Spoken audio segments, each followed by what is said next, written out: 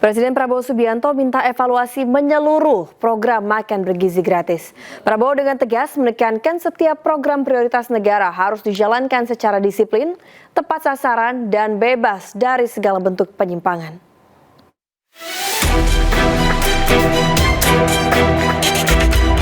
Presiden Prabowo Subianto memimpin rapat terbatas bersama jajaran Kabinet Merah Putih, pimpinan lembaga negara, Panglima TNI, serta para Direktur Utama BUMN strategis di Istana Merdeka.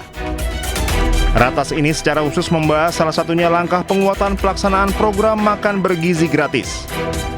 Dalam rapat ini, Presiden Prabowo juga menegaskan penertiban praktik penyelenggaraan Satuan Pelayanan Pemenuhan Gizi atau SPPG nakal. Di akhir rapat, Prabowo dengan tegas menekankan setiap program prioritas negara harus dijalankan secara disiplin, tepat sasaran, dan bebas dari segala bentuk penyimpangan. Menteri Koordinator Bidang Pangan Zulkifli Hasan mengatakan telah meminta waktu 1 bulan untuk menyelesaikan masalah MBG. Ya, jadi saudara, nomor 2 tadi mengenai MBG akan menyelesaikan persoalan-persoalan yang selama ini menjadi hambatan atau penyalahgunaan. Kami minta waktu satu bulan, ya, 1 bulan lagi, 1 bulan untuk menyelesaikan, merapikan. Setelah itu langkah-langkah berikutnya kami akan laporkan Bapak Presiden untuk nanti diputuskan, diberi arahan seperti apa keputusan akhirnya. Juhas mengungkapkan pemerintah telah memetakan sejumlah kendala dalam pelaksanaan program MBG.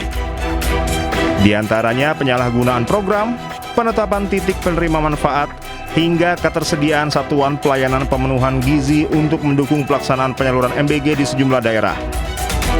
Pembenahan tersebut merupakan bagian dari komitmen pemerintah memperkuat tata kelola program MBG sehingga pelaksanaannya semakin efektif, transparan, dan mampu menjangkau seluruh penerima manfaat sesuai tujuan program. Tim Liputan Anyus melaporkan. Pemirsa, Wakil Kepala Badan Gizi Nasional Agustina Arumsari ungkap pemerintah tengah mengkaji ulang penerima manfaat program makan bergizi gratis. Penataan penerima manfaat dibahas langsung dalam rapat terbatas yang dipimpin Presiden Prabowo di Istana Kepresidenan Jakarta Pusat pada hari Rabu. Dari rapat tersebut, bagian akan berhenti memberi MBG kepada anak-anak sekolah yang berasal dari keluarga menengah ke atas atau yang berasal dari desil 8 hingga 10. Yang perlu diefisienkan, yang tidak harus menerima lagi program MBG, ya silakan tidak usah menerima lagi. Tetapi mereka yang berada di desil yang di bawah, di daerah yang tertinggal, di daerah yang memang prevalensi stuntingnya tinggi dan sebagainya, silakan diberikan. Bahkan beliau mengatakan apakah 15.000 itu memang juga cukup. Silakan kaji. Jika memang tidak cukup, berapa angkanya? Itu pesan-pesan secara umum lah. Tapi poinnya menurut saya itu hal yang sangat baik.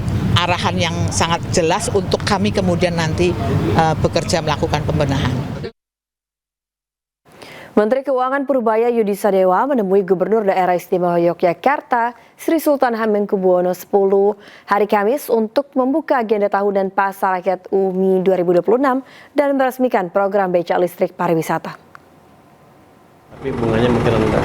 Purbaya ungkapkan agenda ini penting dalam mendorong digitalisasi dan modernisasi sekaligus menjaga kelestarian budaya lokal melalui penguatan sektor ultramikro, khususnya di bidang transportasi.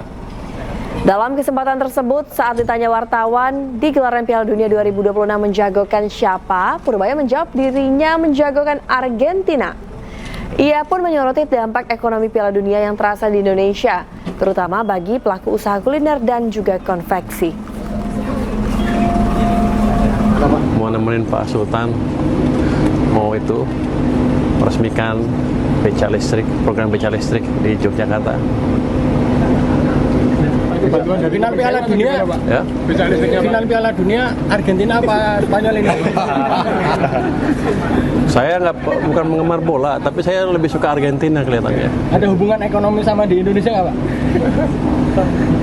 Ekonomi rumah makan kecil lah.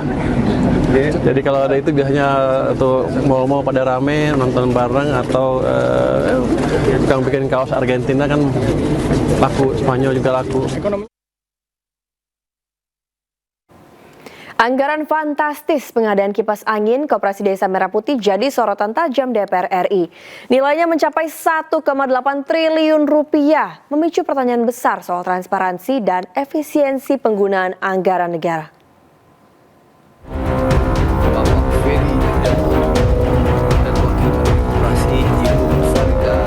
Angka 1,8 triliun rupiah untuk pengadaan kipas angin di program Koperasi Desa Merah Putih mengundang polemik.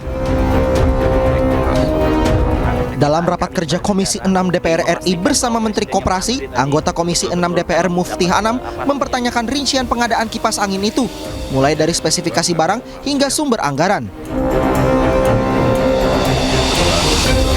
Sorotan muncul setelah disebut nilai pengadaan mencapai 1,8 juta rupiah per unit. Padahal harga kipas angin yang banyak dijual di pasar atau e-commerce berada di kisaran ratusan ribu rupiah. Hari ini rakyat sedang dihebohkan dengan isu adanya pengadaan kipas angin 1,8 juta, Pak. Yang nilainya 1,8 triliun, Pak. Lalu kemudian dari isu ini kami coba mencari informasi, tapi kami tidak dapat satu informasi pun dari pemerintah adanya pengadaan ini. Kami juga mencari informasi ke pihak-pihak terkait juga tidak berani jawab. Maka pada kesempatan ini kami ingin tanya kepada Pak Menteri, isu soal pengadaan 1,8 juta kipas angin dengan anggaran 1,8 triliun itu betul tidak, Pak? Menanggapi hal itu, Menteri Koperasi mengaku belum mengetahui adanya rencana belanja itu. Ia menyebut harga bisa berbeda pada merek tertentu. Soal kipas angin ini saya nggak tahu. Ini karena pengadaannya bukan di kami, Pak. Tapi rasanya angka yang ada itu kalau bentuk kipas anginnya yang model ada di Imatsu MDF itu harganya di Shopee ini 11.464. Jadi apa namanya? Tapi itu saya nggak tahu persis. Hingga kini rincian pengadaan masih menjadi perhatian dalam pembahasan di DPR. Pemerintah diharapkan bisa memberikan penjelasan lebih lanjut mengenai program itu.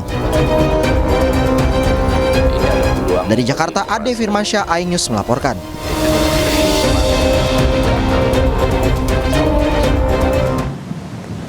Pemerintah memastikan Koperasi Desa Kelurahan Merah Putih atau KDKMP akan berkolaborasi dengan BUM Desa atau UMKM dan juga usaha masyarakat untuk memperkuat perekonomian desa.